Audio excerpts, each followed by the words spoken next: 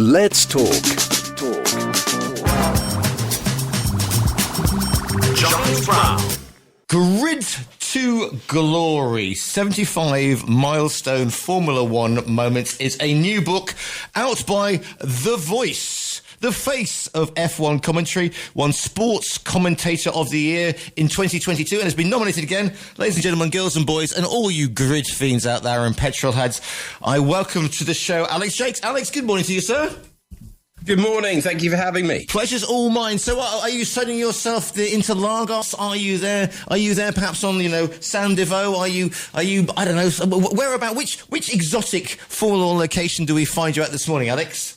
You join me in grey, rainy London, but I'm happy to say that I will be in the sun of Sao Paulo, or maybe the rain of Sao Paulo, looking at the forecast later in the week. Is that one of your favourite Grand Prix to go to? If you had to pick, because I mean, it used to be the end of the season. And David Coulthard, who wrote the foreword to your excellent book, says that it was the one the drivers really looked forward to because then they could let their hair down in Brazil, which has got to be quite a good place to let whatever hair you've got down.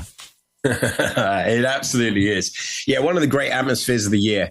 It's almost like a football crowd on the way into the circuit. Last year, our minibus that was taking us in had a little bit of trouble in the traffic. We had to walk in with the fans. One of the best experiences I've ever had in the job. You had all the Brazilians still chanting for Ayrton Senna. You had all the new Argentine fans who'd been brought back to the circuit by Franco Colapinto chanting for Franco. London, a wonderful meeting of eras in the middle. It's one of the best atmospheres of the year. I mean, again, people say, oh, well, you see, the problem with F1 now, it's too corporate, it's too elitist, it's this, that, and the other for a ticket, and it's all to do with the mega money. But then you go to somewhere like, you see a Mexico, you see a Brazil, and Brazilians have been nutty about the F1 since any sport basically, and you think, you know what, actually, you can get away from the elitist thing, but this really does. The Tifosi, of course, legendary at Monza, it really is still a sport that appeals to everybody. Yeah, absolutely. It is. I'd say the great atmospheres of the year are Silverstone for the British Grand Prix. You mentioned Monza and Brazil that we're heading to. And that is where you can hear the crowd as loud as the engines through the commentary box window. Those are the moments that make it feel even more special. One of the nice things about the chaotic race that we had last year when Max Verstappen went from 17th on the grid to the win was the fact that I could hear cheers from the crowd out of the commentary box window. And I was like, something's happened. Yeah. Let's find out what's happened. So, yeah, we knew before the TV pictures even cut to it that we were dealing with an epic race. And the great thing about the commentary box in Brazil is you can see down the hill, you can see into the valley. Yeah. And occasionally, when the weather's biblical, like it was last year, you can't see anything at all out of the commentary box window. So it's an epic. But you're almost sitting amongst the crowd, aren't you? You're that close on the start finish. I mean, it's a very narrow start finish straight, isn't it? So you're literally, that's not a bad thing in Brazil. You can be sitting amongst the spectators because some of them can be aesthetically pleasing, to put it mildly. Yeah, it's a tough job, isn't it? Yeah, it's a tough job. Yeah, it's a wonderful, wonderful place to go motor racing. I can't wait. Now, talking of tough jobs, 75 milestone moments in the history of F1. Now, the listeners will know that I'm, because Dad was a racing driver. I get nostalgic when I smell petrol in a forecourt because that's how I grew up. People might say, oh, 75 milestone moments. There are so many milestone moments. I mean, where do we start with this? Are we talking 1950 and the start of F1 proper, i.e. Silverstone for the first Grand Prix? Yeah, we start at the very beginning. I wanted to evenly tell the story of just moments that newer fans might not know and that seasoned petrol heads would know, but come at it from a different angle. So we cover the whole history of the championship via some unusual stories, some different stories, trying to humanize it as much as possible, trying to tell the story specifically of the people that made the championship. It's interesting, isn't it, you say, for newer fans, because I suppose that whole thing with Drive to Survive and the way that social media, we now know the ins and outs of I mean, the Haas team a couple of years ago was a wonder to behold on social media, and perhaps those who were there before, or I mean, like I said, I'm a little bit older than you, so my first sort of World Championship memory was watching James Hunt, staying up late and watching James Hunt as an 8-year-old. So therefore, there's an awful lot of that, say 70s and 80s, that names like Niki Lauda, like Craig Regazzoni, like Mario Andretti, Jacques Lafitte, Jean-Pierre Jabouille, that it will mean very little to the modern F1 fan, he said, crying into his Scalextric models. But there you go. Yeah, but the aim of the book is to bring the characters, like the drivers you just mentioned, to a audience that potentially don't know the stories, and to revisit some of their hijinks for people that do know the stories.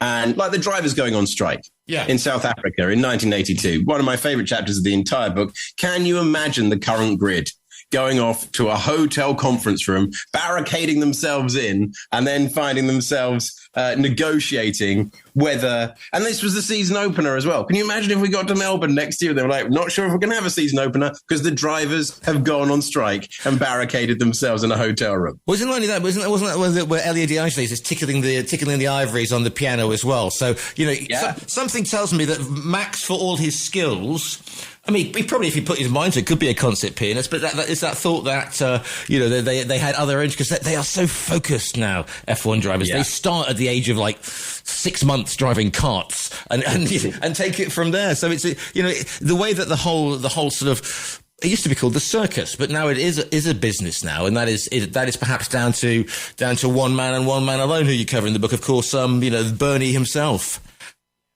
Yeah, Bernie Ecclestone. And one thing I was really struck by, because I started watching Formula One in the late 90s, which is, for many people, the peak of the Bernie Ecclestone era. One thing that really struck me is how long he had worked to try and take over the sport. How that was a plan decades in the making, and that he had to move so many chess pieces on the board to get the power required to take over Formula One, that it's a remarkable thing, including, this is covered in the book, including turning down world championships as a team owner. So when Brabham rock up and they've got a giant fan on the back of the car, that was guaranteed Grand Prix wins week in, week out. But he knew that if he was going to negotiate on behalf of all of the independent teams, most of which were British, he would lose his dream goal, which was to take over Formula One. So he turned down probably 3 world championships and turned that down with the fan car, the innovation that they'd put on the back of the Brabham. Also, he could run the sport. And you know what? Financially, it worked out for him, I think it's fair to say. And people talk about, you see, the problem with the FIA now, it's got far too much politics in it with the leadership and whatever. But then you had FOCA, which was Bernie, who was the Formula One Constructors Association, and FISA, which was Jean-Marie Balest, who were rather Francophile, shall we say, in their dealings, being from France. And there was an almighty power battle there that Bernie ended up winning, and that was what transformed the sport from being a bunch of sort of people in blazers going zut alors, Alain Prost must win again, to the behemoth that we have with 20,000 races a season these days. Yeah, absolutely. It was a hugely complex political game that Bernie Ecclestone wins, and as a result, there was no guaranteed mass market media success for Formula One where it started. It had to be dragged there. And Bernie was the man, with the help of a lot, and especially with the safety as well. Formula One, in its glorious heyday, you mentioned the 70s era, was simply too dangerous to be a mainstream sport.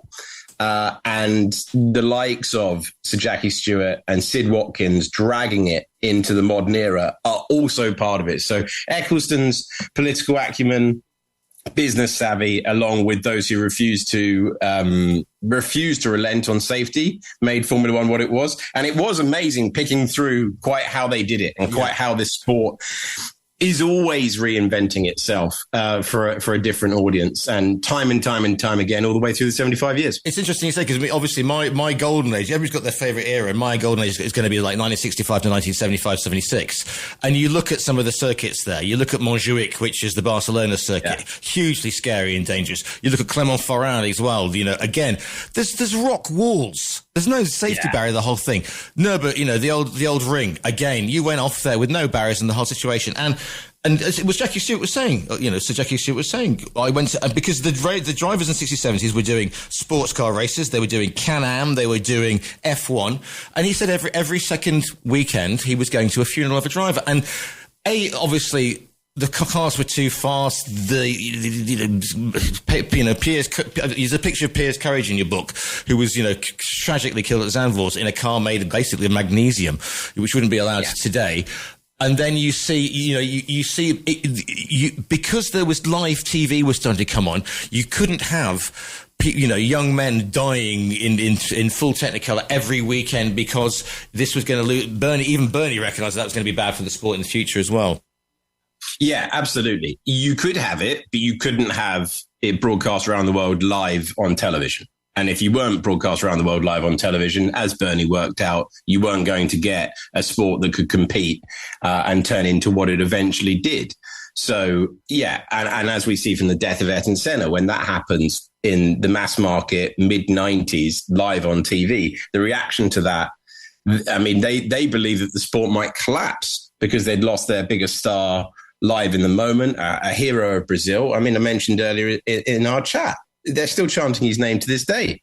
The blue caps of Ayrton Senna will still populate the grandstands on Sunday. Extraordinary legacy. But the safety as well as the politics is what drove F1 forward.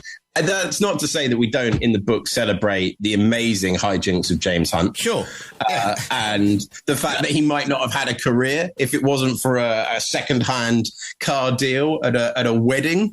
And we try to tell the stories of the people that you know in maybe a way that, you know, maybe an anecdote that you don't. If you're a seasoned petrol head. Because it's a thing, isn't it? I mean, there are so many, I mean, we've done all the serious stuff, but there are, you know, I mean, F1 has got some brilliant tales. I mean, Jenson Button's first win at the Hungaroring, for example, the Brawn story, you know, Hesketh, you mentioned James Hunt, the Hesketh story. You know, Dan Gurney and the Eagles, Jim Clark and, you know, Clark and Chapman, which was a partnership and a pairing. And, you know, kids, ask your parents, you know, go and check out the YouTube. I mean, and the Lotus 72, Ronnie Peterson, Emerson Fittipaldi, one of the most beautiful cars in F1. I mean, as you can tell, Alex, I know of which I speak on this one, but you see what I'm saying? There's a romance and there's a legacy and there's these beautiful cars. And even going back to the 50s and Ascari and Maserati and Van Wall, you know, cars in British racing green. I mean, how do you boil all this down? And that's before we get to your era, which is Vettel, Schumacher, Coulthard, Montoya, the Monster. I mean, all that lot, Hakkinen. I mean, where do you even start, Alex, trying to boil it down? I put all the ones from the top of my head that I remembered and loved. So I started watching in 1998, and then obviously you dive into the history and you learn more and more. And then I populated it with stories that I could identify with from the heroes of old, and then looked at the eras that were underrepresented, and then had to do a lot of research and had to dig in. And one thing I've always tried to do, I've been commentating on Formula One since 2018. I always, in the off season, try to go back and watch as much archive as possible. And it's great being able to do that in this era, and just to have an idea of what happened at the start, middle, and end of most seasons, so that, you know, we're in Mexico last time out, and I was talking about the fact that one of the great deciders of all time is the era when John Surtees wins his title. 64. Only driver in the history. Yeah, 64. Amazing. You've got skullduggery. You've got contact between drivers. You've got a heartbreaking last lap. Wow, he was breaking down before the last lap, but he physically came to a stop with 2 to go for Jim Clark. One of the most extraordinary title deciders in history. But it happened in 1964. If it happened in 1984, we would have had Murray Walker over the top of it, and it would have been replayed again and again and again, like we had in 86 with Mansell's tyre failure. Everything I'm talking about is in the book, and it's nice to be able to go through and discover things. I didn't realize quite how heartbreaking that title loss was for Jim Clark. He comes back and wins it the next year, but it's so good to put the ideas that mean a lot to you down and then discover another lot. In the end, we could have probably written 120 moments, but I didn't have that kind of time. Yeah, indeed. And the other thing is, of course, it's the people say, "Oh, it's changed," but because I'm who I am. I was watching this documentary the other day called "The Race to Immortality" about Ferrari, which is about 8 years ago now. Brilliant documentary about the 1958 season. So you got Musso, you've got Hawthorne, you've got Collins, you've got Moss, the whole, and there's some brilliant colour archive in there, and it's bright and it's the 50s. But the thing is, you realise that, Fangio controlling the car, and you still got that car control from Max and from anybody else who's there, because these guys are at the top of the game mostly, and that must be something that runs through as well. I mean, they can say, "Oh, well, they're all media trained now," but no, there are, like Max, like Lando, like whatever. There are still personalities, and they've still got this phenomenal talent, and maybe that's the DNA that runs through Grand Prix drivers all the way through. I'd say the DNA that runs all the way through is that the drivers are the heroes. No matter what's going on in the background, the drivers are always the heroes. The drivers are the ones doing things that mere mortals can't. And I'd say that's what happens from race one to the last Grand Prix that we ran. Also, in terms of the media, the one thing I like about the modern age is I felt like the drivers in the early 2000s all had to sort of project themselves as the same type of person. What I like about the modern age that we've got is that Max is unapologetically a petrol head. Yeah, I'll go off to the Nordschleife. Thank you very much. I love that. That's what I'm going to do. If I want to sim until 3 a.m, I will. And then when I win the next time, I'm going to do the celebration, which is the iRacing logo. I love it. That man keeps receipts. I also like the fact that if the drivers are a little bit more introverted now, they're allowed to be. They don't all have to keep trying to project themselves to be the same type of person, which I think was happening a couple of decades ago. And so you get these amazing individual personalities, and then they click the visor shut and they're all monsters on the racetrack. I love that contrast. Yeah. In the 5 minutes before, when they're making their way to the cars, when they've come back from the loo, when they're ready to go motor racing, even the nicest, kindest. I'm thinking someone like Alex Albon, right? Yeah. He is one of the great gents that I've ever worked with. Excuse me. And when he clicks the visor shut, he's an angry man, and he wants to beat everyone. It's a perfect distillation of what they're all like. Doesn't matter what your personality is like out of the car. They are all phenomenally aggressive when they get in the car. But yeah, that's what you need. Because you need to be intense in the car, but not out of the car. I mean, Lando was, I'm based in Marbella. Lando was up here at a local go-kart track driving a little pink Cinquecento the other week as well. And you say that thing because, somebody once said that, Timo Glock, bless him, he had all in his post-race thing, interviewed him, he was like talking to your dentist. He was a great driver, but at the same time, it wasn't exactly, we were in danger of all becoming that. And that is what you need, but it has always been like that. Even in the 60s, one of the most dangerous eras, they were all great mates afterwards. They used to go drinking together in a way that was, and the 70s in a way that wouldn't be happen now. Proper partying, and yet, when they were there, James is banging wheels with Depailler and running into his ladder and all sorts of thing. But again, that's what you need. You cannot be a nice guy when the visor comes down. No, it's the one of the greatest prizes we have in all of sport. We're thinking about the type of society we've got on our hands at the moment. This is rare. We've only ever had 34 world champions. Like this is a huge prize on offer.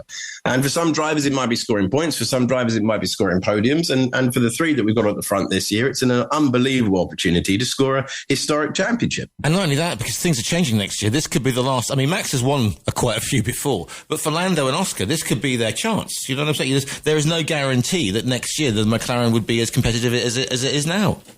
There's a ghost of Christmas past walking around the paddock. He's called Fernando Alonso. Yeah. He's one of the greatest drivers to ever live. And he's got 2 titles rather than potentially the 5 or 6 that he could have. And he's a walking, talking reminder to every single driver out there that if you don't take your chance, it doesn't matter how much talent you've got. You do not know what the rules are going to do, who's going to succeed. Doesn't matter what the paddock thinks is going to happen. Reality, no one would have predicted Brawn. No one would have predicted that Brawn story, would they? No. Not a chance. So you just do not know what happens, and you've got to take your chance because you don't know if it's ever going to come around ever again. During Fernando's heyday, right, the most dangerous time to be on the road in Spain, okay, was the half an hour after Fernando had won, because every Spanish driver was convinced that he had that in his bloodline, and they would take the corners or jump the lights in Alonso type style. And Spain has re-embraced its motor racing in a way that in the 70s at Jarama was unconscionable. I mean, they used to have to put cardboard cutouts in the crowd, for goodness sake, back then. And now it's, you know, and we've got next year, we've got the Grand Prix coming to Madrid, like it or loathe it. And, you know, my social media in Spain is already full of, you know, Carlos Sainz pictures, you know, singing Smooth Operator, because they've embraced the motorsport. You know, the two wheels, they've always been in love with MotoGP, but going into four wheels now as well. Yeah, Fernando Alonso changed that. Fernando Alonso simply changed the game. The Spanish Grand Prix would always be one of the sparsely attended ones. To be honest, it used to be the period of time when everyone would have a meltdown about the lack of overtaking and the rules. I've still got an auto sport in my garage somewhere that says Formula One, what needs to change from 1999? Yeah. The answer is not a lot. It was just tricky to overtake around that circuit.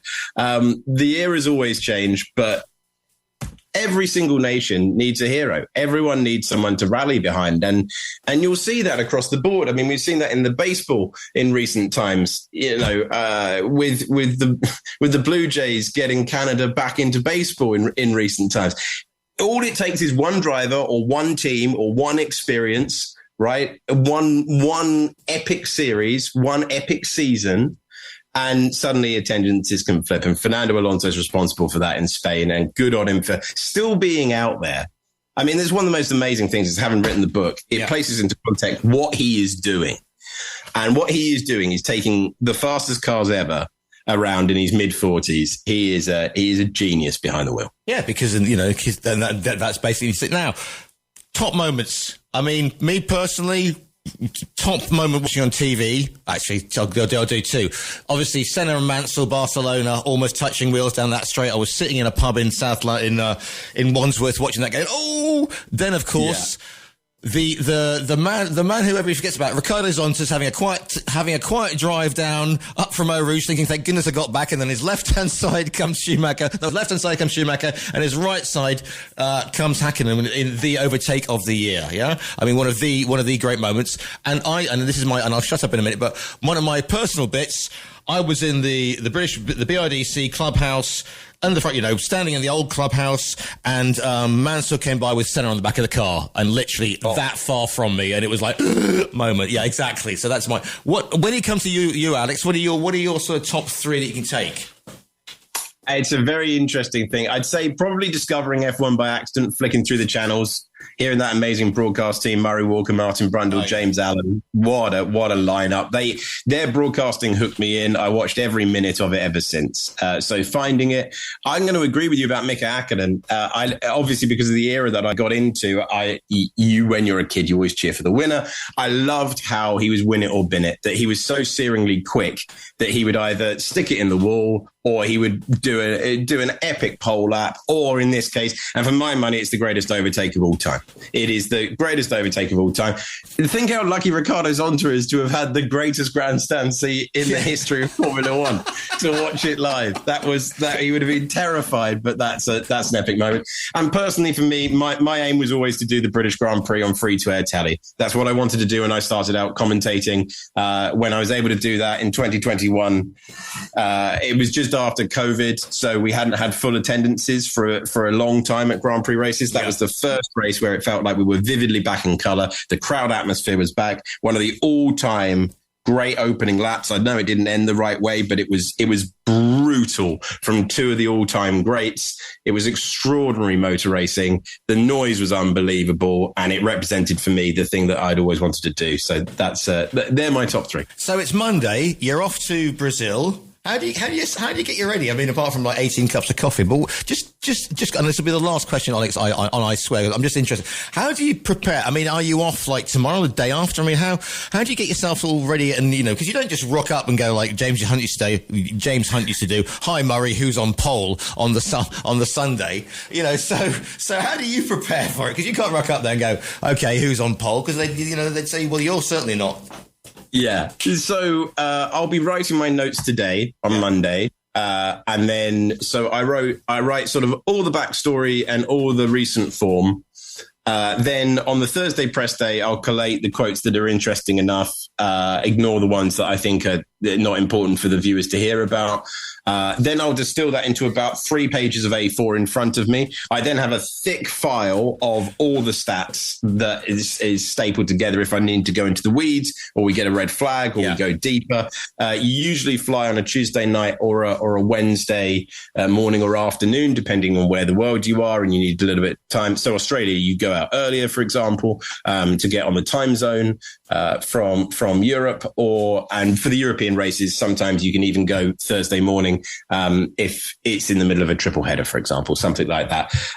Thursday is looking at all the most important stuff media-wise. Often have to do a little bit of filming. F1 TV has a live show as well, which gets you up to speed. A little bit of a debate show called Weekend Warm Up. Then you're into practice, and before you know it, you've got to the end of the Grand Prix, and you're like, "Wow, that was fun. Let's do it all again next week."